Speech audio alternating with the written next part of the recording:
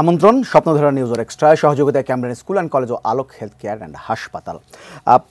এই মুহূর্তে বাংলাদেশের রাজনৈতিক অঙ্গনে যদি বলি বা সাধারণ মানুষের বা আড্ডা যেখানে বলেন কেন, সবচেয়ে বেশি আলোচনার বিষয় মনে হয় নির্বাচন।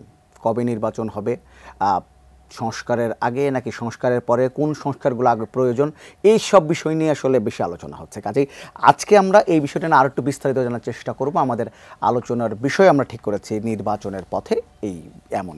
আমাদের সঙ্গে দুজন অতিথি আছে, একটু আমরা পরিচয় করে নিই তাদের সঙ্গে। আমাদের সঙ্গে আছেন আতাউর রহমান ঢালী, তিনি বিএনপি চেয়ারপারসনের উপদেষ্টা।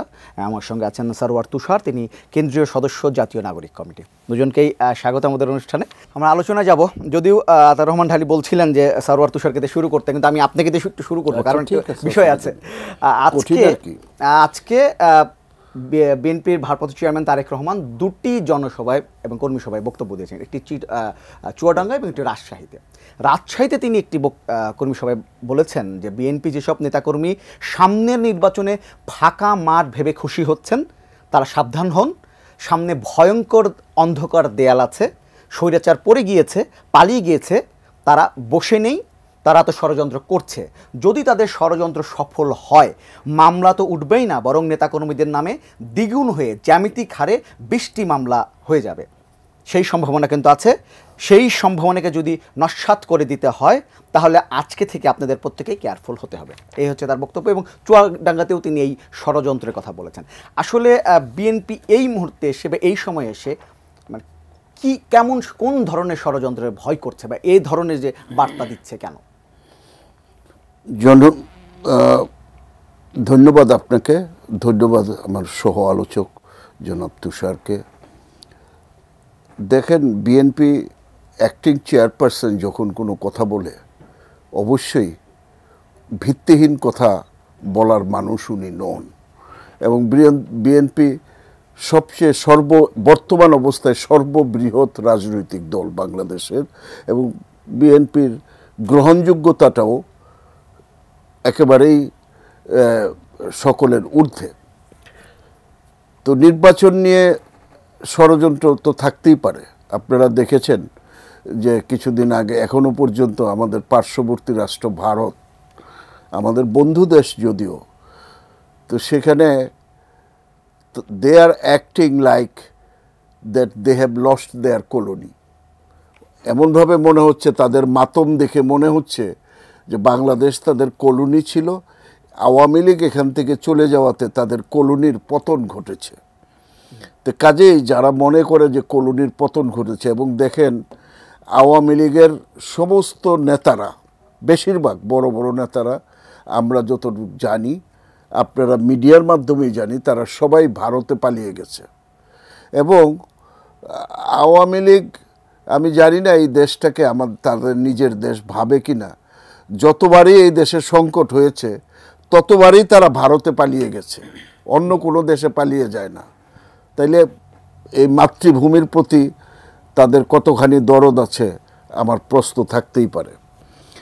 আর দেখেন, নির্বাচন নিয়ে আমাদের উপদেষ্টা পরিষদ যারা আছেন, তাদের বিভিন্ন সময় বিভিন্ন জনের যে বক্তব্য, কোনো কনসেন্ট্রেটেড বক্তব্য নাই। এক এক সময় এক একজন, এক এক উপদেষ্টা একবার বলছে এতদিনের ভিতরে নির্বাচন সম্ভব, আরেকজন বলছে সমস্ত সংস্কার না করে নির্বাচন।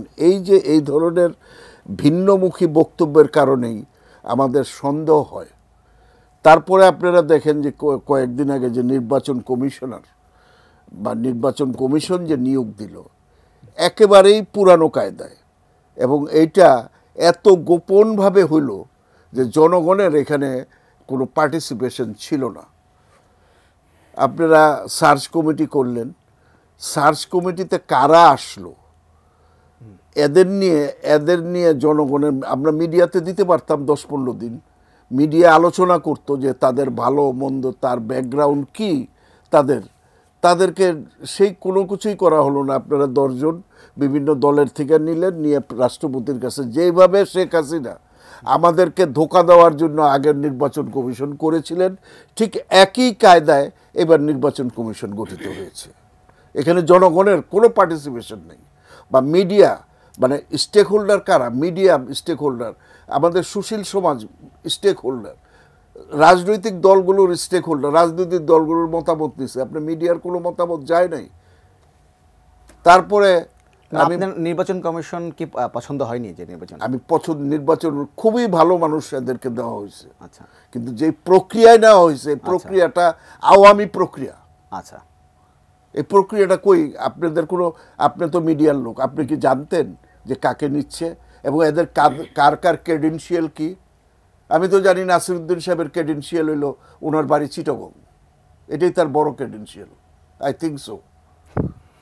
হ্যাঁ, এরকম চিটাগাং হইলে একসময় ছিল, বগুড়া হইলে সব বিএনপির লোক, গোপালগঞ্জ হইলে সব আওয়ামী লীগের লোক, আর এখন চিটাগাং হইলে উপদেষ্টাদের লোক। না, আপনাকে বলছেন যে এই নামগুলো পত্রিকা বা মিডিয়ায় দেওয়া উচিত ছিল, যে পাবলিক অপিনিয়ন নেওয়ার জন্য। যেটা আমেরিকাতে হয়, আচ্ছা, আপনার ওখানে সিনেট কমিটি আছে, আমার তো সিনেট কমিটি নাই। আচ্ছা, কিন্তু আমরা যদি পাবলিকলি দিতাম তাহলে পাবলিকলি আমাদের মিডিয়া এদেরকে এরা সতর্ক করতে পারতো এই লোকগুলির কি ব্যাকগ্রাউন্ড আপনারা কি কেউ জানেন? আচ্ছা, আমরা কেউ জানি না। আর তাছাড়া একটা ট্রেডিশন আপনাদের আসছে যে আমলাদেরই নিতে হবে, প্রাক্তন আমলাকে। প্রাক্তন আমলা ছাড়া কি এই দেশে আর কেউ এই দেশটাকে বোঝে না? প্রাক্তন আমলা ছাড়া কি এই দেশের আর কেউ পরিচালনা করতে যোগ্য নাই? আপনি দেখেন প্রাক্তন আমলা একজন বোধহয় এক্স বিচারপতি, আর একজন মানে সেনাবাহিনীর একজন, আর 4 জনই প্রাক্তন আমলা, এবং তাদের ক্রেডেনশিয়াল আমি জানি না। হয়তো দেখা গেছে হয়তো বিএনপির লোকই নিছেন আপনি, বাট আমি মনে করি যে প্রক্রিয়াটা স্বচ্ছ হওয়ার দরকার ছিল। আচ্ছা, এ হয় নাই বলে আমাদের সন্দেহ থাকতেই পারে।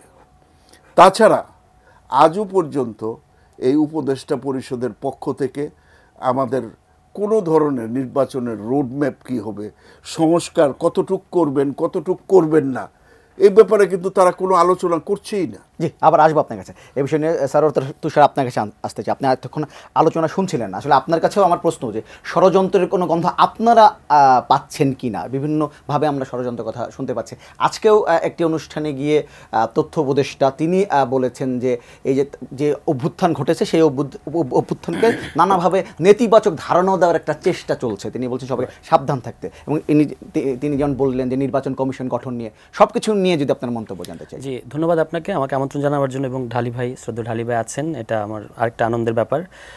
ঢালি ভাইয়ের সাথে আমি অ্যাড করব যে ষড়যন্ত্র তো অবশ্যই, ষড়যন্ত্র তো শেষ হয়ে যায় নাই। যারা পতিত ফ্যাসিস্ট, যেটা আজকে নাহিদ ইসলাম তার প্রাক্তন কলেজে, মানে কোইন্সিডেন্টালি আমিও সেই কলেজের ছাত্র এবং আমি তার সাথে ছিলাম ওখানে। সো ওখানে উনি যেটা বলার চেষ্টা করেছেন যে এখনও ষড়যন্ত্র থেমে নাই এবং ফ্যাসিস্টদের বিচার হতে হবে, যারা গণহত্যা করেছে তাদের বিচার হতে হবে। এবং আমরা তো দেখেছি গত 5 অগাস্টের পর থেকে এ পর্যন্ত একটার পর একটা ষড়যন্ত্র তো ছিলই, ফলে এটা অস্বীকার করা যাবে না, এবং এখনও ষড়যন্ত্র আছে। আর আমরা দেখতে পাচ্ছি যে আওয়ামী লীগের মধ্যে কোনো রিমোর্স বা কোনো ধরনের যে অনুশোচনা, এটা নাই তাদের। এখনও তারা প্রকাশ্যে গণহত্যার পক্ষে সাফাই গাইছে, এবং শুধু তাই না, এই যে মুগ্ধ বলতে কেউ নাই, মানে মুগ্ধ মারা যায় নাই, স্নিগ্ধই মুগ্ধ, এই ধরনের অত্যন্ত বিকৃত এবং মানে প্রায় অপরাধ তুল্য কথাবার্তা তারা বলছে। ফলে ষড়যন্ত্রের ব্যাপারটা একেবারেই ভ্যালিড, এ ব্যাপারে কোনো সন্দেহ নাই। দ্বিতীয় প্রশ্ন আসে নির্বাচন নিয়ে। ঢালি ভাই যথার্থই প্রক্রিয়া নিয়ে প্রশ্ন করেছেন। আমি আরেকটু এগিয়ে যেটা আমি বলতে চাই যে প্রথমত এই সার্চ কমিটি গঠিত হয়েছে কিন্তু 2022 সালের যে আপনার আইনটা ছিল, প্রধান নির্বাচন কমিশনার এবং অন্যান্য নির্বাচন কমিশনার যে আইন, সেই আইনটার মধ্য থেকে নির্বাচন কমিশন গঠনের একটা প্রক্রিয়া শুরু হয়েছে। আমরা এটার খুব বিরোধিতা করেছি, কারণ হচ্ছে যে আপনার এই আইনের 2022 সালের আইনটার বিরোধিতা তখন সকল রাজনৈতিক দল করেছিল, যে আপনি এই আইন, শেখ হাসিনার এই আইনের সাথে নির্বাচন কমিশন গঠিত হলে সেটা সুষ্ঠু নির্বাচন কমিশন বা নিরপেক্ষ নির্বাচন কমিশন হবে না। তো তাহলে আপনি নির্বাচন ব্যবস্থা সংস্কার কমিশন গঠিত হয়েছে বদিউল আলম মজুমদারের নেতৃত্বে, এবং সেখানে আরও যোগ্য এবং কেপাবল লোকেরা আছেন। তারা 31 ডিসেম্বরের মধ্যে একটা প্রস্তাব দেওয়ার কথা, যে নির্বাচন ব্যবস্থা নিয়ে ওভারঅল তারা অনেকগুলো প্রস্তাব দেবেন। তার মধ্যে একটা প্রধান প্রস্তাব কিন্তু যে নির্বাচন কমিশনার এবং প্রধান নির্বাচন কমিশনার কোন প্রক্রিয়ায়, কোন পদ্ধতিতে, কোন ধরনের আইনে নিয়োগ প্রাপ্ত হবেন, এটা তারা প্রথম প্রস্তাব দেওয়ার কথা। তো সেই প্রস্তাব তারা দেওয়ার আগেই আপনি যে পুরনো আইনে নির্বাচন কমিশনটা করার জন্য সার্চ কমিটি করলেন, এটাই তো প্রথমত, মানে এটা তো এখন একটা দোটানা তৈরি হয়েছে। যে এখন তো প্রশ্ন উঠেছে যে নির্বাচন সংস্কার কমিশন যেটা বদিউল আলম মজুমদারের নেতৃত্বে, সেটা আদৌ কাজ করবে কিনা, বা তাদের সংস্কার প্রস্তাবগুলো আদৌ কোনো মূল্য আছে কিনা, এই ধরনের প্রশ্ন তৈরি হচ্ছে। ফলে এই কাজগুলোর মধ্যে আমরা এক ধরনের সমন্বয়হীনতা দেখতে পাচ্ছি। আমাদের জায়গা থেকে আমরা বলেছি যে এই যে 2022 সালের যে আইনটা ছিল, এই আইনটা বাতিল করা উচিত, এবং 31 ডিসেম্বর পর্যন্ত, দেখেন 31 ডিসেম্বর পর্যন্ত সময় কি খুব বেশি? 5 অগাস্টে অভ্যুত্থান হয়েছে, 31 ডিসেম্বর হলে 5 মাসও হয় না। একটা তত্ত্বাবধায়ক সরকার তো 3 মাস থাকে, সেখানে আমরা তো এটা তত্ত্বাবধায়ক সরকার মনে করি না, এটা তো একটা ইন্টারিম গভর্নমেন্ট, তাহলে তাকে তো আপনার কিছুটা সময় দিতে হবে এবং 4 মাস পর্যন্ত এটা কোয়াইট লজিক্যাল একটা সময়, যে এর মধ্যে আমরা নির্বাচন কমিশন কিভাবে গঠিত হবে তার একটা রোডম্যাপ আমরা দেখতে পাবো। তাহলে এটা আরও মানে কাজগুলোর মধ্যে একটা সমন্বয় দেখা যেত। এখন যেমন একদিকে নির্বাচন কমিশন আগের পুরনো আইনে গঠিত হয়ে যাচ্ছে, আরেকদিকে সংস্কার কমিশন কি সংস্কার দেবে সেটা আমরা এখনো জানি না। ফলে এই সমন্বয়হীনতাগুলো কাটাতে হবে এবং আমরা মনে করি 2022 সার্চ কমিটি হয়েছে ফাইন, এবং তারা নির্বাচন কমিশনার প্রস্তাবও করেছেন, সেগুলো সব ঠিক আছে, কিন্তু ওই পুরনো আইনটা এটা বাতিল করা উচিত এবং বাতিল করে সংস্কার কমিশন নতুন আইনের মধ্য দিয়ে এই নির্বাচন কমিশন যে সামনে যে ইলেকশনগুলো তারা পরিচালনা করবে সেটা নতুন আইনে হওয়া উচিত, পুরনো আইনে না। আমি এভাবে দেখি ব্যাপারটাকে। আচ্ছা, আতাউর রহমান ঢালী, আপনি যেহেতু নির্বাচন কমিশন নিয়ে প্রশ্ন উঠলো, রবিবার তারা শপথ নেবেন, তার আগেই যদি এই ধরনের বিতর্ক তৈরি হয়, আমরা কিন্তু এর আগেও দেখেছি নির্বাচন প্রক্রিয়া বিতর্কিত হওয়ার আগে আসলে নির্বাচন কমিশন বিতর্কিত হয়ে গেছেন, তারপর আসলে বিতর্কটা আরও বড় হয়েছে। তো এইবারও যদি এই বিতর্ক তৈরি হয় তাহলে একটা সুষ্ঠু সবার কাছে গ্রহণযোগ্য নির্বাচন আসলে কীভাবে সম্ভব? অবশ্যই সেটা তো কেন বিতর্ক হবে? বিতর্ক তো অতীতে হয়েছে, যেহেতু স্বৈরাচারী সরকার ছিল, এখন তো স্বৈরাচারী সরকার ক্ষমতা নেই। সঠিকভাবেই তুষার বলছে কথাটা, যে সেই আইন কেন থাকবে, সেই আইনে কেন এখন নতুন নির্বাচন কমিশন, তারপরে নির্বাচন সংস্কার কমিশন করা হয়েছে, তারা এখনো কোনো প্রস্তাব দেয়নি। যে আজকে বদিউল আলম মজুমদার বলছেন যে রাষ্ট্রপতি নির্বাচন সরাসরি হওয়া উচিত, তো এগুলো নিয়ে কি করবে? তারপরে নির্বাচনী আইনে আমাদের অনেক লুফোলস আছে, এই আইনগুলো তো নির্বাচন সংস্কার কমিশন এগুলো নিয়ে যদি কোনো প্রস্তাবনা, যা কোনো পেপার, ওয়ার্কিং পেপার তৈরি করে, সেই ওয়ার্কিং পেপার নির্বাচন কমিশন দেখে এগুলোকে করবেন। তো নির্বাচন ঘোরার আগে গাড়ি জুড়ে দিল। এখানে আমার প্রশ্ন, ঘোরার আগে গাড়ির কথা বলছিলেন, বিএনপি তো বারবার খুব দ্রুত নির্বাচন দেওয়ার একটা তাগিদ দিচ্ছে, তো সেখানে কমিশনের প্রস্তাব, তারপর সেটি বাস্তবায়নে একটা সময় লাগবে। বিএনপি তো দ্রুত নির্বাচনের অর্থ এটা নয় দ্রুত সমস্ত প্রসিজিওরগুলো বাদ দিয়ে করে ফেলেন। আচ্ছা, দ্রুত বলতে বিএনপি তো কোনো টাইমলাইন দিয়ে দেয়নি। দ্রুত বলতে নির্বাচন বলেছে যে দেশে একটা নির্বাচিত সরকার আসলেই দেশের যে পরিস্থিতি স্বাভাবিক, দ্রব্যমূল্যের দাম এখনও আকাশচুম্বী। আজকে এই পুরানো স্বৈরাচাররা আপনি দেখেন যে তারা পুলিশ ডিপার্টমেন্ট এখনও ঠিক করে উঠতে পারেনি। পুরানো পতিত স্বৈরাচার, তাদের হাতে অস্ত্র আছে, তাদের হাতে টাকা আছে, তারা এখনও বিভিন্ন জায়গায় সন্ত্রাস করে বেড়াচ্ছে। তো এই যে জিনিসগুলো, একটা নির্বাচিত সরকার যতক্ষণ ক্ষমতায় না আসে এগুলো কিন্তু এই হজবরল চলতেই থাকে। সেই অর্থে কিন্তু বিএনপি এই কথাকে বলছে। আর তাছাড়া গণ অভ্যুত্থানটা যে হয়েছে, ব্যাপক গণ অভ্যুত্থান, এই গণ অভ্যুত্থানের মূল কথাটা কি ছিল? আজকে অতীতে মানুষ ভোট দিতে পারেনি, দ্রুত একটি নির্বাচনের মাধ্যমে জনগণের যে প্রতিনিধি নির্বাচন, যেটা জনগণ এতদিন করতে পারেনি, এইটাই ছিল মূল বক্তব্য। যদিও শুরু হয়েছিল কোটার বক্তব্য দিয়ে, কিন্তু মূল সুরটা কি, এক দফা এক দাবি, শেখ হাসিনা কবে যাবে, অর্থাৎ তার যে স্বৈরাচারী ব্যবস্থার পতনটাই ছিল। এবং স্বৈরাচারী ব্যবস্থার অন্যতম ভিত্তি ছিল একটি ত্রুটিপূর্ণ নির্বাচন। এবং সেখান থেকে আমরা উপরে উঠে আজকে এই জায়গায় আসছি যে জনগণ, সারা দেশের মানুষ, আপনি একটু আগে বলছিলেন যে 61.1% লোক দ্রুত নির্বাচনের পক্ষে এবং 65% লোক, এটা ভয়েস অফ আমেরিকার একটা, আপনি তখন আমাদের মানে আলোচনায় বলছিলেন।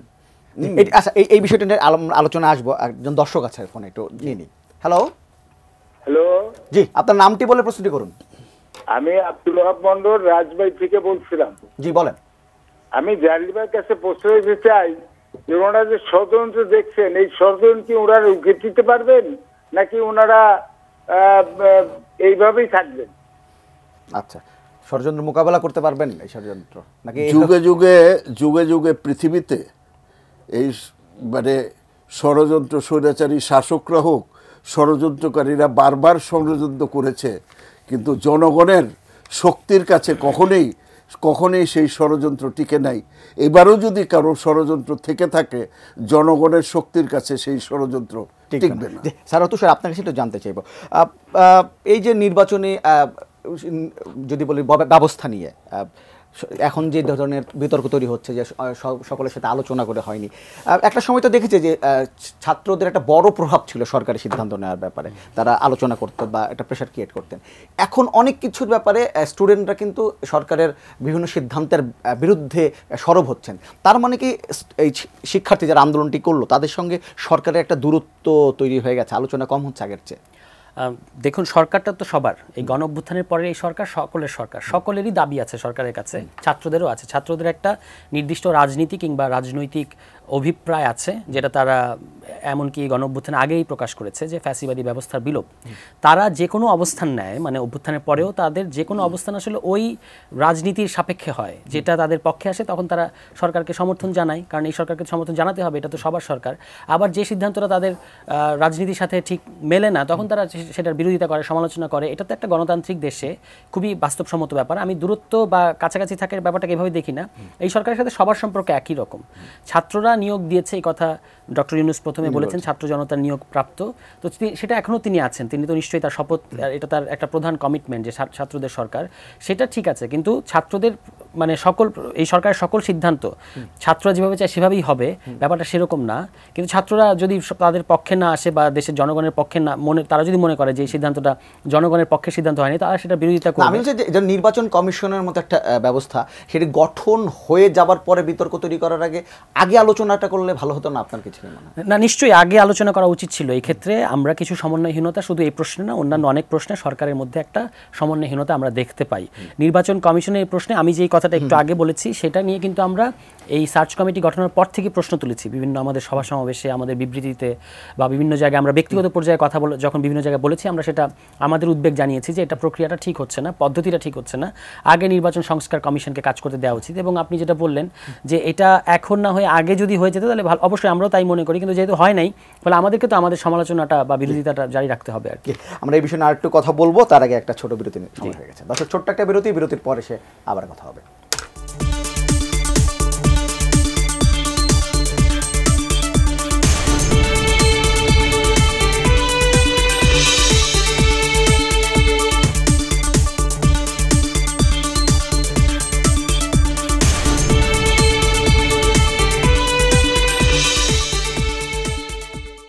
বিরতির পর আবার আমন্ত্রণ স্বপ্নধরা নিউজের এক্সট্রায় সহযোগিতায় ক্যামব্রিজ স্কুল অ্যান্ড কলেজ ও আলোক হেলথ কেয়ার অ্যান্ড হাসপাতাল। কথা বলছি নির্বাচনের পথে বাংলাদেশ এমন একটি বিষয় নিয়ে।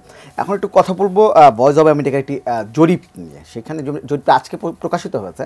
সেখানে দেখছি তারা 2000 মানুষের উপর একটা জরিপ করেছে সারা বাংলাদেশের, এবং তারা নির্বাচন নিয়ে সেখানে 61.1% মানুষ মনে করেন 1 বছরের মধ্যে আগামী জাতীয় নির্বাচন অনুষ্ঠিত হওয়া উচিত। আবার অন্যদিকে 65.9% মানুষ উত্তর দিয়েছেন যে অন্তর্বর্তী সরকার যা যা সংস্কার করা প্রয়োজন মনে করবে তার সবগুলো করার পরেই নির্বাচন আয়োজন করা উচিত। ঢালি সাহেব, আপনি যদি একটু এটার আপনার মতামত জানতে চাই।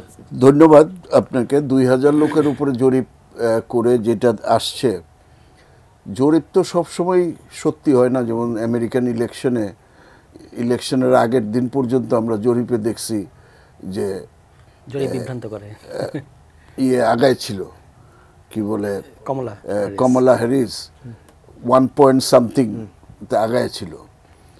তো এই পুল অনেক সময় সঠিক হয় না, তবে আমি মনে করি এটা বেশিরভাগ ক্ষেত্রেই ক্লোজ টু মানুষের আকাঙ্ক্ষাটাই এটাই যে 61% মানুষ মনে করে। কারণ দেশের যে বর্তমান যে সংকট, যে দেখেন আইন শৃঙ্খলা পরিস্থিতি নাই, আপনার যে কোনো এলাকায় যান পুলিশ কিন্তু আগের মতো ভূমিকা রাখছে না, যে কারণে পুলিশের ভিতরে তো একটা সাংঘাতিক ডিবেকেল গেছে।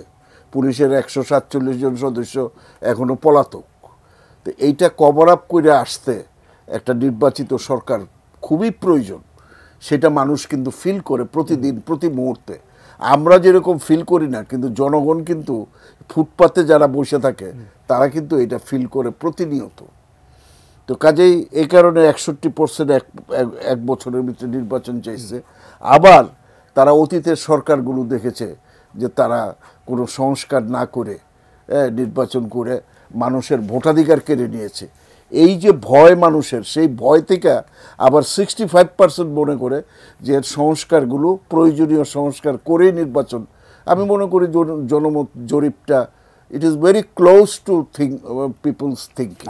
হ্যাঁ, এটা মানুষের চিন্তার, আমরাও এইভাবেই চিন্তা করি। আচ্ছা, ঠিক আছে। হ্যাঁ, সারত স্যার, আপনার কাছে এটা জানতে চাই, এই যে 65.9% মানুষ মনে করছে যে সরকার যে সংস্কারগুলো ভাবতে বা উচিত বলে মনে করে সেগুলো করেই তারপর নির্বাচন, এবং অনেকে কিন্তু বলছেন, নির্বাচন বিশেষজ্ঞ অনেকে বলছেন, যদি সংস্কারগুলো ছাড়াই নির্বাচন দিয়ে দেওয়া হয় তাহলে হয়তো সংস্কারগুলো আসলে প্রসেসটাই ঝুলে যাবে। আপনার কি এমন আশঙ্কা করছেন কিনা, আপনার কি মত? না, একেবারেই বাংলাদেশের নির্বাচন ব্যবস্থার কিছু ফান্ডামেন্টাল প্রবলেম আছে। কারণ এই যে শেখ হাসিনার যে ফ্যাসিবাদ, এটা তো এই সরকার তো নির্বাচনের মধ্য দিয়ে এসেছিল, ফলে নির্বাচন যে ডেমোক্রেসি সার্ভ করার কথা এটা করে নাই, মানে বাংলাদেশের নির্বাচনী ইতিহাস থেকে আমরা এটি দেখতে পাই। ফলে এখন যে রিফর্মের কথা এসেছে সারা দেশে, এবং অনেক বিশেষজ্ঞরাও বলছেন যে সংস্কার ছাড়া নির্বাচন দিলে এই প্রবলেম হবে, এগুলো একেবারেই ঠিক কথা। আপনি যে জরিপের প্রসঙ্গটা তুলেছেন, এখানেও একটা দুটো ইন্টারেস্টিং ব্যাপার আছে। একটা হচ্ছে একেবারে 65% লোক বলছে যে আগে যে সংস্কারগুলো করছে সরকার সেগুলো করতে হবে, তারপর ইলেকশন। আর যারা 1 বছরের মধ্যে ইলেকশন চাচ্ছে 61% মানুষ, তারাও কিন্তু খেয়াল করবেন যে 1 বছরের মধ্যে ইলেকশন চাচ্ছে, তারা বলছে না এখনই ইলেকশন দেন। তো এখনই তো ইলেকশন দেওয়া যেত, 5 তারিখের পরে 3 মাসের মধ্যে একটা ইলেকশন দেওয়া যেত। তার মানে যারা এমনকি নির্বাচনের কথাটা বলতে চাচ্ছে, তারাও এই সরকারকে অন্তত 1 বছর সময় দিতে চায়। আর বাকি যারা আছে তারা হচ্ছে সংস্কারের পরে ইলেকশন, যেটা আমাদেরও পজিশন যে আগে সংস্কার হওয়া উচিত, তারপর ইলেকশন হওয়া উচিত। কারণ বাংলাদেশের স্টেটটা, এটা রাষ্ট্র, এটা কোনো ডেমোক্রেটিক রাষ্ট্র না, এটা গণতান্ত্রিক রাষ্ট্র না। ফলে একটা গণতান্ত্রিক রাষ্ট্রের অধীনে সংসদ নির্বাচন হওয়া উচিত, তখন নির্বাচনটা ডেমোক্রেসি ডেলিভার করতে পারবে। কিন্তু যদি আপনি রাষ্ট্র গণতান্ত্রিক না করেন, তখন নির্বাচনের মধ্য দিয়ে এমনকি নির্বাচনী স্বৈরতন্ত্রও আসতে পারে, যেটা 91 থেকে এ পর্যন্ত আমাদের যে অভিজ্ঞতা, সেটা আমার কথাটাকেই সমর্থন করবে। এই কারণে আগে সংস্কার তারপরে নির্বাচন, এই কথাটা যে জনগণের মধ্যে আছে, এখনও আছে, মানে 65% মানুষ যে এটা বলছে, আমি এটাকে ঠিক কথাই মনে করি। ঠিক কথা মনে আদার মানে তাহলে একটু এই সংস্কার যদি প্রশ্নে যদি কথা বলি, যে সরকার বলছে যে আগে যে কমিশনের সংস্কার প্রস্তাবগুলো আসবে, এগুলো 3 মাসের মধ্যে আসার পরে এইগুলো নিয়ে রাজনৈতিক দলগুলোর সঙ্গে তারা একটা বড় ধরনের আলোচনা করবেন, তারপর ঐক্যমত্যের ভিত্তিতে আসলে কী কী সংস্কারগুলো প্রয়োজন সেগুলো তারা করার চেষ্টা করবেন। আর ডক্টর মোহাম্মদ ইউনূস তিনি তার বক্তব্যে এটি বলেছেন। কিন্তু আমার যে এখন পর্যন্ত বাংলাদেশের রাজনৈতিক দলগুলোর সঙ্গে আলোচনা এবং তাদের সবার এক প্রশ্নে ঐক্যমত হওয়ার যে অভিজ্ঞতা, আপনার কাছে কি মনে হয় যে এই সবগুলো রাজনৈতিক দল এই সংস্কার প্রস্তাবগুলো নিয়ে একমত বা ঐক্যমতে আসতে পারবে? খুবই সম্ভব, অসম্ভব কিছু না। অতীতেও কিন্তু রাজনৈতিক দলগুলো বারবার ঐক্যমত হয়েছে। ধরেন 90-এর গণ আন্দোলনের পরে কিন্তু 3 জোট একমত হয়ে যে রূপরেখা দিয়েছিল, পরবর্তীতে রাজনৈতিক দলগুলো এর থেকে পিছটান দিয়েছে, কিন্তু ঐক্যমত হয়েছিল, এটা ঠিক। এবং এই ঐক্যমতের ভিত্তিতে দেখেন বিএনপি বিশ্বাস করত রাষ্ট্রপতি শাসিত সরকারে, সেখান থেকে বিএনপি কিন্তু পার্লামেন্টারিয়ান ফর্ম অফ গভর্নমেন্টে চলে আসছিল, এক ধাপ আগাইছিল। কিন্তু ভবিষ্যতে ও দেখা গেছে যে পরবর্তীকালে যে সংবিধানের, যে 72 সালের সংবিধানের সবচেয়ে বড় দুর্বলতা হচ্ছে যে মানে দলীয় নেতা হবেন, যে সরকারের নেতা হবেন, তার অগাধ ক্ষমতা দেওয়া হয়েছে। সে ইচ্ছা করলে মন্ত্রী পরিষদ গঠন করতে পারেন, ইচ্ছা করলে যে কেউরে বাদ দিতে পারেন, ইচ্ছা করলে যে কেউকে গ্রহণ করতে পারেন। এই যে যথেচ্ছাচার ক্ষমতা দেওয়া হয়েছে, এইটার কারণে কিন্তু এই স্বৈরাচারী প্রবণতা এবং এই স্বৈরাচারের জন্ম হয়েছে বারবার। এবং এই স্বৈরাচাররা দেখেছে যে ক্ষমতায় একবার যদি বসতে পারি তাহলে সব কিছু কন্ট্রোল করা সম্ভব। এবং এটার জন্যই কিন্তু তারা নির্বাচনের যে কারচুপি, নির্বাচনের যে একটা পঙ্কিল রাস্তা তারা গ্রহণ করেছিল, যে কালো পথ তারা গ্রহণ করেছিল, এই কারণেই ক্ষমতায় টিকে থাকার জন্য। তো কাজে এই সংস্কারগুলো যদি আমরা এখন না করি, পরবর্তীতে যেই সরকার ক্ষমতায় আসবে তারা, আমরা মনে করি যে বিএনপি ক্ষমতায় আসলে, বিএনপি 31 দফা আপনারা দেখেছেন, এবং এটা অনেক রকমের স্বচ্ছতা, এবং বিএনপি স্পষ্ট বলেছে যে আমরা 2 টার্মের বেশি আমাদের প্রধানমন্ত্রী থাকবে না। এটা ইজ দ্য গুড থিং। আরও অনেক সংস্কার আমি মনে করি আসা উচিত, যেটা আমেরিকাতে যদিও লাগছিল 3 বছর। আমেরিকার যেটা কনস্টিটিউশনাল পেপারস বলে একটা পত্রিকা ছিল, সেখানে রবার্ট পাইম, ম্যাডিসন, এরা জেফারসন, এরা যে সেপারেশন অফ পাওয়ার আমেরিকাতে কি হবে, আমেরিকার ব্রিটিশ কনস্টিটিউশন ছিল পার্লামেন্টারিয়ান ফর্ম অফ গভর্নমেন্ট, আর তাদের প্রেসিডেন্সিয়াল ফর্ম অফ গভর্নমেন্ট। তারা ফ্রেঞ্চের মন্টেস্কু থেকে তারা নিয়েছে, আইনের দিকগুলো নিয়েছে। ইটালির সিসিলিওর থেকে তারা নিয়েছে, এই পত্রিকায় ডিবেট হয়েছে, তারপরে তারা একমত পোষণ করে সেই কনস্টিটিউশন করেছে। আমরা আমাদের যে মিনিমাম যে সংস্কার, ম্যাক্সিমার কথা বলি না, যে যতক্ষণ পর্যন্ত এই সংবিধানের কিছু কিছু ধারা সংস্কার না করা যায়, যেমন আর্টিকেল 70 অফ দি কনস্টিটিউশন, এটা থাকবে কি থাকবে না, এটা থাকলে কি হবে, এটা না থাকলে কি হবে, এটা কিভাবে এটা রেখেও আপনার ডেমোক্রেটিক ফর্মটা করা যায়।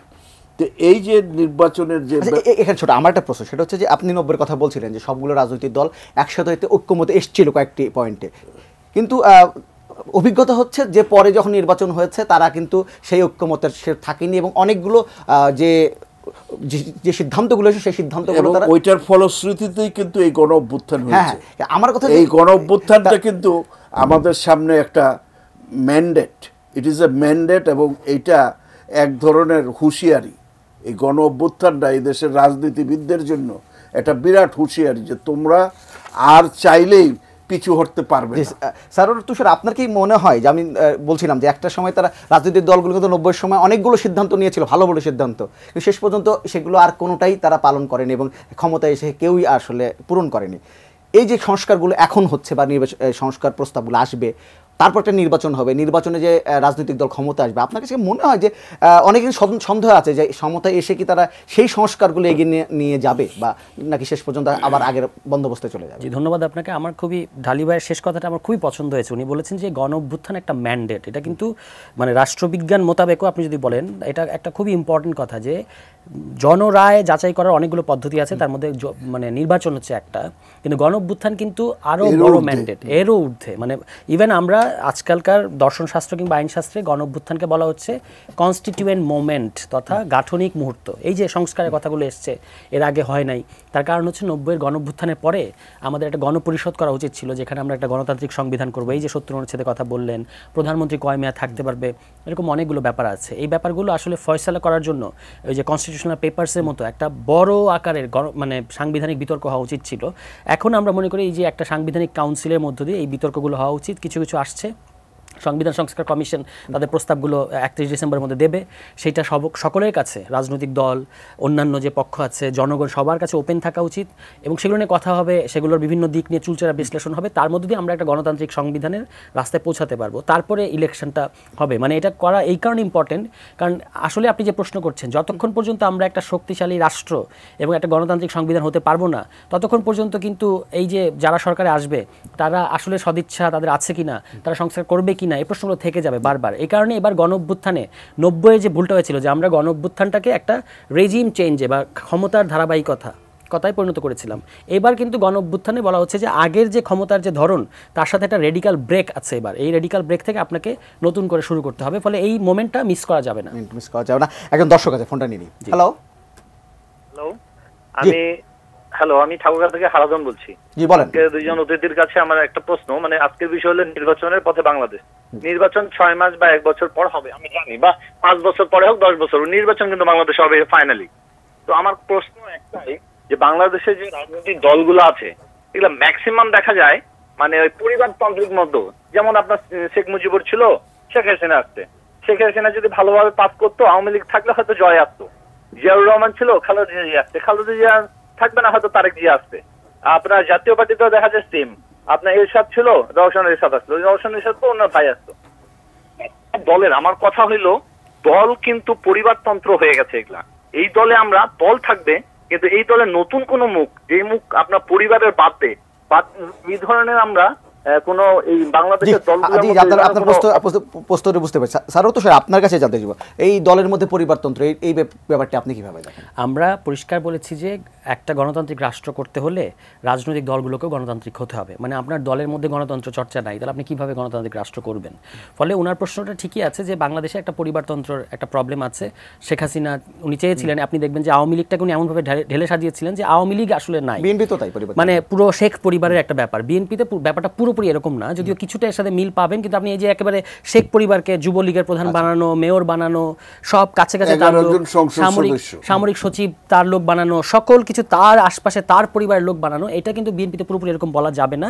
বিএনপির এই যে যিনি প্রশ্নটা করেছেন, সেখানে বিএনপিকে এটা আমলে নিতে হবে যে তাদের দলের কাউন্সিল, গণতান্ত্রিক কাউন্সিলগুলো কীভাবে হবে, কারা কোন পদে আসবে। ইভেন আপনি একটা স্থানীয় পর্যায়েও দেখবেন যে একজন লোক এমপি ছিল, কোনো কারণে যদি তার দৈহিক মৃত্যু হয়, তার জায়গায় তার ছেলে আসছে, তো সেখানে যে ওই দলের যে আরও যারা ডিজার্ভিং আছে তারা কিন্তু বঞ্চিত হচ্ছে। এই ব্যাপারগুলোতে আমরা মনে করি যে আমরা তারেক রহমানের কথা শুনছি এই 5 তারিখের পর থেকে, উনি অত্যন্ত রিজনেবল কথা বলছেন। উনি প্রত্যেকটা এখনকার সময়ের যে তরুণদের যে পালস, এগুলো প্রত্যেকটার ব্যাপার ওনার কথার মধ্যে তার রিফ্লেকশন পাওয়া যায়। আমরা, উনি তো দেশে নাই, দেশের বাইরে থেকে উনি যেগুলো বলছেন সেগুলো পাওয়া যায়। আমরা মনে করি যে বিএনপির মধ্যে এখন দেশে যে পরিবর্তনের হাওয়া, এটার সাথে বিএনপি কোপ আপ করবে, কারণ বিএনপি তো এই অভ্যুত্থানে বিএনপির ভূমিকা ছিল, জনগণ ভূমিকা ছিল, তারা জনগণের সাথে এই অভ্যুত্থানে যেহেতু ছিল, তার আগেও তারা নির্বাচনের দাবিতে আন্দোলন করেছে, ফলে এখনকার যে পরিবর্তনের হাওয়া, এটার বাইরে বিএনপি থাকবে না। জি, আমরা একটা ছোট বিরতিতে যাব, বিরতির পরে এসে আমরা বাকি আলোচনা করি। দর্শক, ছোট্ট একটা বিরতি।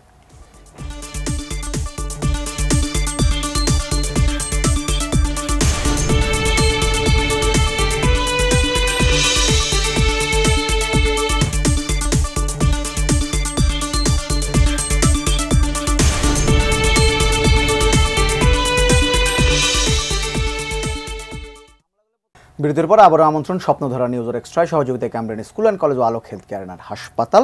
কথা বলছি নির্বাচনের পথে বাংলাদেশ, এই বিষয়টি নিয়ে আমরা আলোচনা যাওয়ার আগে একটা দর্শক ফোন আছে, একটু নিয়ে নিই। হ্যালো হ্যালো, আসসালামু আলাইকুম। ওয়ালাইকুম সালাম, আপনার নাম টেবিলে প্রশ্নটি করুন। জি, আমি বাচ্চু বলছি মিরপুর থেকে। জি,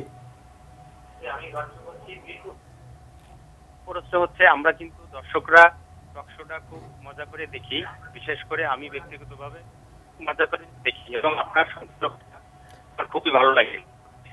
তো এখন আমার যারা আলোচনায় আছেন ওনাদের কাছে আমার বিনীতভাবে অনুরোধ হচ্ছে কি, যে আমরা যে কষ্ট করে রাজ্যকে দেখি যে বিগত সরকারের বিভিন্ন ধরনের অরাজকতা যেসব কাজ হয়, সেইগুলো গঠনমূলক আলোচনা করব, কিন্তু পাশাপাশি এর থেকে উত্তরণের উপায়, এটা নিয়ে। জি, ধন্যবাদ। দর্শক, এরপরে যারা ফোন করবেন একটু যদি টেলিভিশনের ভলিউমটা কমিয়ে ফোন করেন, তাহলে আমাদের বুঝতে সুবিধা হবে। আমরা আলোচনায় যাবো, নিশ্চয়ই দর্শকের ফোনটা নিব, উত্তরটি নিব। তার আগে আমি একটু আতাউর রহমান, তাহলে আপনার কাছে জানতে চাইবো, সরোয়ার তুষার বিরতিতে যাবার আগে যেমনটি বলছিলেন যে বর্তমান যে রাজনৈতিক পরিস্থিতি, এখন যে তরুণদের যে পালস এবং যে প্রত্যাশা, এটি নিশ্চয়ই বিএনপি বুঝতে পারবেন, রাজনৈতিকভাবে তারা নিশ্চয়ই সেভাবে এগোবে। দেখে থাকবেন বিএনপির 31 যে দফা, সেখানে কিন্তু একটা ব্যাপক সংস্কারের, রাজনৈতিক দলেরও যে একটা সংস্কার প্রয়োজন, বিএনপি কিন্তু এটা ফিল করেছে বলেই তারেক রহমানের নেতৃত্বে আমরা কিন্তু এই 31 দফা দিয়েছি। এবং যদিও আমরা মনে করি না এটাই পরিপূর্ণ, জনগণ এর সাথে আরও যোগ সংযোজন, বিয়োজন, পরিবর্তন করতে পারবে, কিন্তু আমরা বেসিক যে জায়গা থেকে একটা রাজনৈতিক যে সংস্কার দেশে প্রয়োজন, সেটা আমরা ফিল করেছি বলেই 31 দফা জনগণের সামনে দিয়েছি। যেমন আমরা আরও কতগুলি জিনিস আমি এখানে আলোকপাত করতে যাই, সামনে নির্বাচন, যেমন এই যে ঋণ খেলাপি, এই ঋণ খেলাপিরা বারবারই দেখা যায় শেষ মুহূর্তে এই সরকারের সহায়তায়, সরকারের আইনে তারা নির্বাচনে এসে অংশগ্রহণ করে, এবং তারাই কিন্তু কালো টাকার মালিক। আমাদের দেখেন একজন মানে মান্যবর এমপি প্রথম মিথ্যা কথা দিয়ে শুরু করে, তো উনি এরপরে কি আর সত্য, প্রথম মিথ্যা কথাটা বলে 3 দিনের মাথায় যখন ওনার খরচের যে ফর্দটা দেয়, উনি এখানে লেখেন আমার 25 লাখের নিচে খরচ হয়েছে, অর্থাৎ হয়েছে 25 কোটি টাকা। এই প্রথম মিথ্যা কথা দিয়ে একটা এমপি তার এমপিগিরি শুরু করেন। তো এই জিনিসগুলো, পেশি শক্তি, কালো টাকার মালিক, এদেরকে নির্বাচন থেকে দূরে রাখতে হবে। এবং এই যে আমলারা সরকারকে সার্ভিস দেয়, সরকারকে সুযোগ সুবিধা দিয়েই রিটায়ার করার পরেই ওই দলের হয় নেতা হবেন, নাইলে এমপি হবেন, নাইলে উপদেষ্টা হবেন, এই প্রক্রিয়াও বন্ধ করতে হবে। আর প্রতিটা রাজনৈতিক দলের ভিতরে গণতান্ত্রিক যে সংস্কার, এই সংস্কার ছাড়া এক মুহূর্ত আর আগানো যায় না। এখনো যাবে। আমি মনে করি যে বিএনপি, আওয়ামী লীগ, আর আওয়ামী লীগের তো ধরেন এটা একটা দুর্বৃত্তের রাজনৈতিক দল হয়ে গেছে এখন, হ্যাঁ। এবং দেখেন দুর্ভাগ্য, আওয়ামী লীগ আমাদের দেশের একটা প্রাচীন রাজনৈতিক দল, 1949-এর 23শে জানুয়ারিতে যার জন্ম, তাদের ন্যারেটিভটা দেখেন, 72 থেকে 75 পর্যন্ত তারা এই দেশে, তাদের কারণে দুর্ভিক্ষ হয়েছে, তাদের লুটপাটের কারণে, তাদের কারণে এদেশের 30,000 বামপন্থী নেতাকে হত্যা করা হয়েছে, রক্ষীবাহিনীর মাধ্যমে এখানে মানুষের উপর অত্যাচার হয়েছে, একদলীয় শাসন হয়েছে, গণতন্ত্রকে হত্যা করেছে। তারা কিন্তু একটি বারের জন্য এগুলো স্বীকার করে না। তারা বলে যে বঙ্গবন্ধুরে হত্যা হয়েছে একটা ষড়যন্ত্র। এই যে ষড়যন্ত্রের তত্ত্ব তারা এখনও আবিষ্কার করছে যে পৃথিবীর ইতিহাসে আছে কি না কোনো সরকার প্রধান, তার পরিবার, তার মন্ত্রী পরিষদ, তার সংসদ সকলে মিলে পলায়ন করছে। আমার সমসাময়িক ইতিহাস আমি পড়েছি বা গত 100-200 বছরের ইতিহাস পড়ে দেখছি, পৃথিবীর কোথাও হয়নি। কিন্তু এইটাকে আজও আওয়ামী লীগ এটাকে স্বীকার করে না। তারা মনে করে যে তাদের বিরুদ্ধে ষড়যন্ত্র হয়েছে। আর আরেকটা কথা এর সাথে বলে রাখি, আওয়ামী লীগের সবচেয়ে মানে অন্তরঙ্গ বন্ধু হচ্ছে আমাদের পার্শ্ববর্তী রাষ্ট্র ভারত, আমাদের বন্ধু রাষ্ট্র। দুর্ভাগ্য হইলেও সত্য, এই বন্ধু রাষ্ট্রের সহায়তাই আওয়ামী লীগ কিন্তু আমাদের এখানে নির্যাতন, নির্বাসন, গণতন্ত্র হত্যা করে রাখছে। অথচ ভারত একটি বৃহৎ গণতান্ত্রিক দেশ, এটা আমাদের জন্য একটা বিরাট দুর্ভাগ্য। আমি একটু স্যার তুষার আপনার কাছে জানতে চাইব, আপনারা সবসময় নতুন রাজনৈতিক বন্দোবস্তর কথা বলছেন, এই কথাটা বেশ সব জায়গায় আপনারা প্রচার করছেন, এটি আসলে কি? তার আগে ছোট্ট করে জিজ্ঞেস করবো, আসলে শিক্ষার্থীরা কি নতুন রাজনৈতিক দল গঠন করতে যাচ্ছে? সরাসরি প্রশ্ন। আচ্ছা, এটা তো জনগণের যদি চাহিদা থাকে এবং দেশের তরুণদের মধ্যে যদি চাহিদা থাকে তাহলে রাজনৈতিক দল হবে। মানে এটা আমরা তো একটা বটম টু টপ অ্যাপ্রোচে বিশ্বাস করি। ফলে ছাত্রদের মধ্যে, এবং আমি তো মনে করি, আমি ব্যক্তিগতভাবে আমি বলতে পারি যে একটা অভ্যুত্থানের পরে যাদের নেতৃত্বে অভ্যুত্থান হয়েছে তাদের অবশ্যই রাজনৈতিক শক্তি হিসেবে আত্মপ্রকাশ করা উচিত, তাদের বাংলাদেশেরই উপকার হবে। এটা হচ্ছে আমার ব্যক্তিগত মতামত। এছাড়া আপনি আরেকটা প্রশ্ন করছিলেন, নতুন রাজনৈতিক বন্দোবস্তর কথা বলছেন। নতুন রাজনৈতিক বন্দোবস্ত, অবশ্যই বাংলাদেশের নতুন রাজনৈতিক বন্দোবস্ত দরকার। এটা যিনি প্রশ্ন করেছেন তার প্রশ্নে এতক্ষণ ভাই যে আলোচনা করলেন, আমরা এতক্ষণ যে আলোচনা করলাম, তার সেটাই যৌক্তিকতা প্রতিষ্ঠা করে যে আরেকটা নতুন রাজনৈতিক বন্দোবস্ত দরকার। আমাদের পুরনো যে সেটেলমেন্ট এটা ফেইল করেছে কমপ্লিটলি। নতুন রাজনৈতিক বন্দোবস্তে কি থাকবে? আমরা বলছি যে একটা গণতান্ত্রিক রাষ্ট্র, নতুন সংবিধান, এবং এখানে জাতীয় বুর্জুয়া, মানে যারা লুটপাটকারী না শুধু, যারা আসলে দেশে বিজনেস করতে চায় এবং বিজনেসের পরে যারা দেশে আবার বিনিয়োগ করতে চায়, এবং যেন শ্রমিকদের ন্যায্য মজুরি থাকে, এরকম অনেকগুলো, এবং যারা মিডিয়া যেন স্বাধীনভাবে কাজ করতে পারে, সংস্কৃতি কর্মীরা যেন দেশের কথা বলে। এই হচ্ছে একটা নতুন রাজনৈতিক বন্দোবস্তের নেটওয়ার্ক। অর্থাৎ আওয়ামী লীগ যখন ক্ষমতায় ছিল তাদের একটা বন্দোবস্ত ছিল, সেটা ব্যবসায়ী থেকে শুরু করে, মিডিয়া থেকে শুরু করে, রাষ্ট্রযন্ত্রের বিভিন্ন জায়গায় থেকে শুরু, তাদের লোকেদের একটা নেটওয়ার্ক, যেটার মধ্য দিয়ে তারা তাদের অগণতান্ত্রিক এবং অবৈধ শাসন এটা জারি রেখেছিল। এখন যদি আমরা একটা গণতান্ত্রিক দেশ এবং গণতান্ত্রিক রাষ্ট্র করতে চাই, তার ডিফেন্ডার কারা হবে? সেই ডিফেন্ডারের যে মানে আপনার ইস্ট মেরু থেকে ওয়েস্ট মেরু, এই পুরো জায়গাটার জন্য একটা নতুন রাজনৈতিক বন্দোবস্তের কোনো বিকল্প আমরা দেখি না। এই জন্যই আমরা এই কথাটা বলছি আর কি।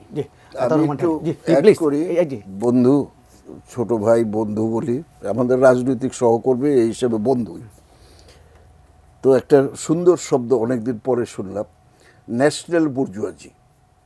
হ্যাঁ, অবশ্যই জাতীয় বুর্জুয়ারা সবসময় দেশপ্রেমিক হয়। আর আরেকটা হলো কম্পারেটর বুর্জুয়াজি, যারা মুৎসুদি বুর্জুয়াজি আমরা বলি, যারা বিদেশিদের এদেশীয় এজেন্ট, তাই না, এদেশীয় এজেন্ট। তো আমি আবার ওর সাথে একটু দ্বিমত পোষণ করি। আজকের এই মানে এই কর্পোরেট যুগে কোনো দেশে স্বাধীনভাবে বুর্জুয়ারা বাঁচতে পারে না। কাজেই জাতীয় বুর্জুয়া এখানে গঠিত হওয়া খুব একটা কঠিন। হ্যাঁ, কেননা আমরা এক সময় বলছি ক্যাপিটালিজম পড়েছি, তো আমরা আবার ইম্পেরিয়ালিজম পড়েছি, যে imperialism is the highest form of capitalism. আর এখন corporate system is the highest form of imperialism.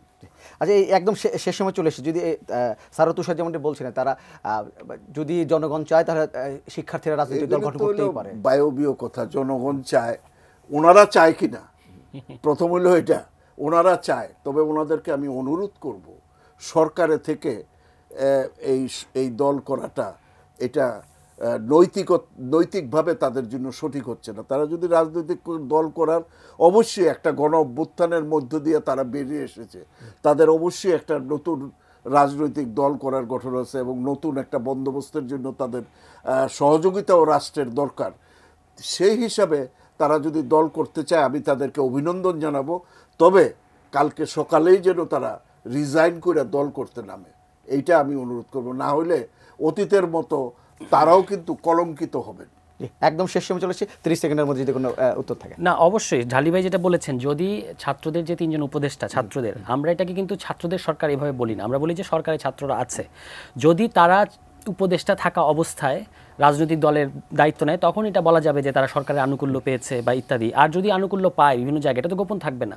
সুতরাং আমাদের একটু দেখা উচিত যে কোন প্রক্রিয়ায় হচ্ছে, এবং ছাত্ররা যখন রাজনৈতিক দল হলে ছাত্ররা তার মধ্যে উপদেষ্টা থেকে ওই দলে অংশ নিচ্ছে কিনা, নাকি অন্য কোনো ফেস বা অন্য কোনো নেতা হিসেবে কেউ আবির্ভূত হচ্ছে, এটা সময় বলে দেবে। আমি বলেছিলাম এই কথা যে এখন অভ্যুত্থানের পরে বিশেষত একটা আওয়ামী লীগের মতো একটা বড় দল, তাদের কৃতকর্মের কারণে তারা এখন রাজনীতির ডেমোক্রেটিক ফ্রেমওয়ার্কের বাইরে চলে গেছে। এখন আপনার ডেমোক্রেসির স্বার্থেই একটা নতুন রাজনৈতিক দল আসতে হবে, আসা উচিত। আপনারা বিভিন্ন জায়গাতে দেশে সভা করছেন, সারা কেমন পাচ্ছেন?